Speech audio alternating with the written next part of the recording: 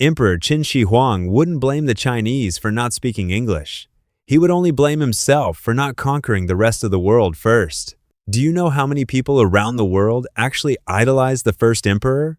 During the recent Middle East conflicts, an Iranian guy online asked a fascinating question.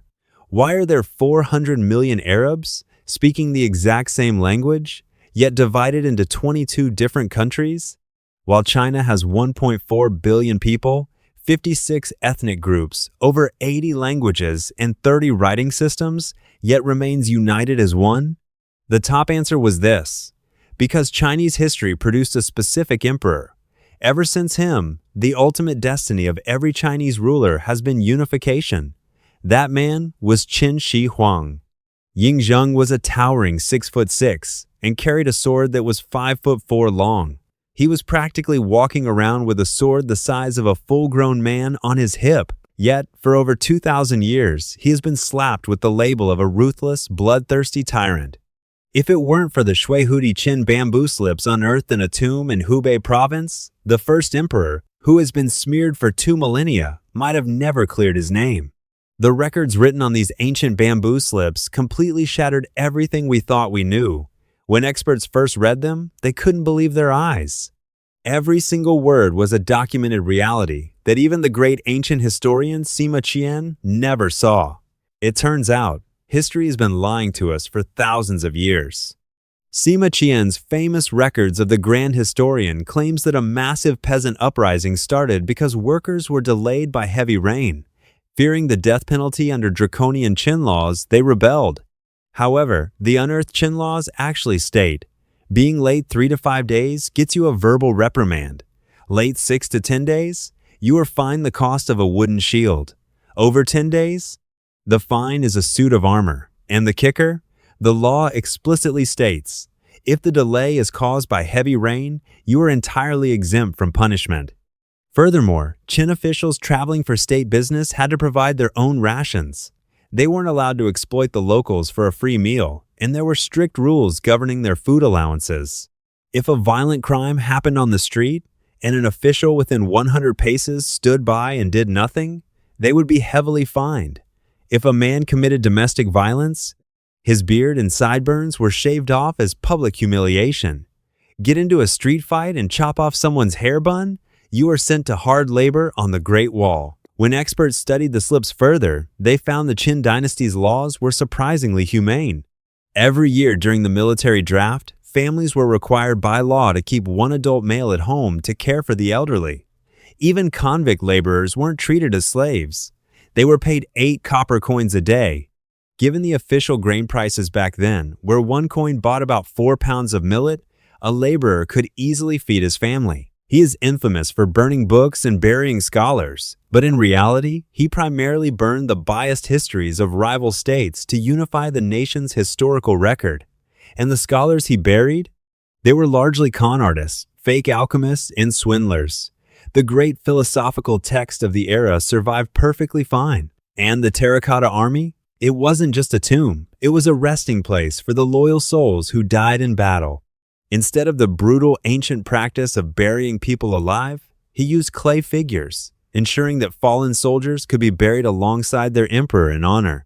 He even promoted strict marital morals. If someone cheated, both the adulterer and the paramour were branded and sent to hard labor. If a live-in son-in-law stayed overnight at another woman's house, the wife had the legal right to kill him without penalty. The discovery of these bamboo slips finally restored the real image of Qin Shi Huang. But what about the famous legend of Meng Jiangnu crying until her tears collapsed the Great Wall? Total fiction. The original story traces back to a text from the Warring States period, simply about a widow crying by the roadside for her fallen husband. By the Han Dynasty, writers exaggerated the story, claiming her tears flooded a city. Fast forward to the Tang Dynasty, and poets moved the setting to the Great Wall, gave the unnamed woman the name Meng Jiangnu, and dramatically wrote that her grief brought the wall down. This story originally had absolutely nothing to do with Qin Shi Huang. It was just generations of writers adding dramatic flavor. He took the throne at 13, spent 26 years unifying the nation, standardized weights, measures, roads, and writing. becoming the ultimate emperor of the ages. Qin Shi Huang never failed China, but history failed him.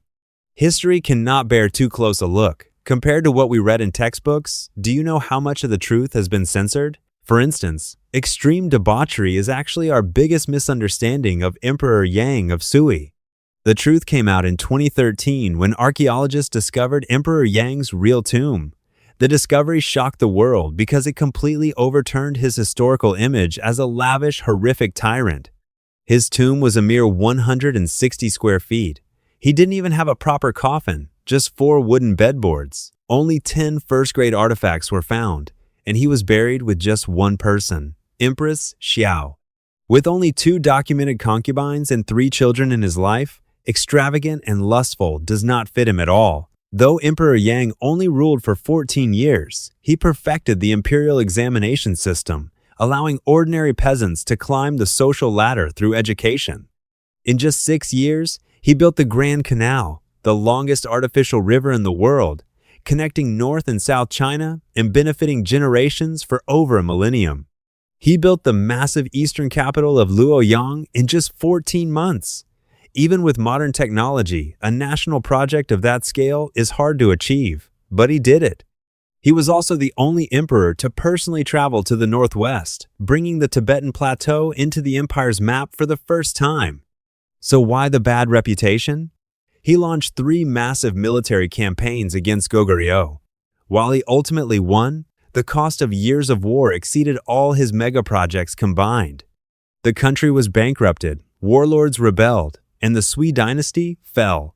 He was subsequently painted as a monster who killed his father, abused his people, and went down as a tyrant. But historically, he was a rare visionary.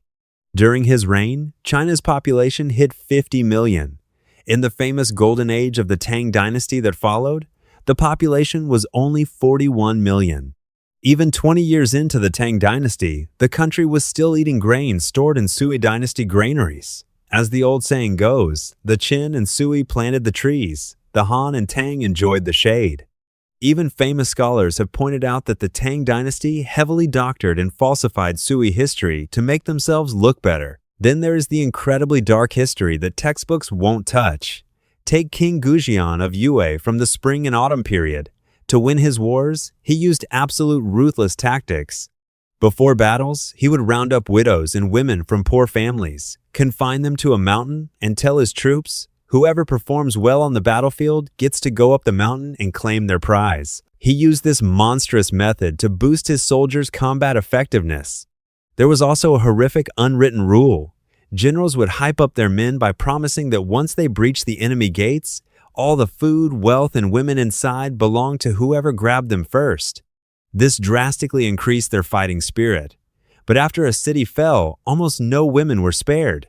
The beautiful wives and concubines of defeated kings were taken into the conquering ruler's harem. The average-looking women were gifted to generals, while commoners were handed over to the foot soldiers. They lost their freedom entirely, forced to do chores during the day, and subjected to horrific abuse at night.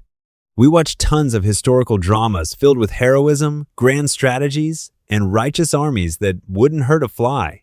But that is a complete distortion of history that covers up the darkness of human nature. Literature only glosses things over. Real history will give you goosebumps. Subscribe for more eye-opening truths.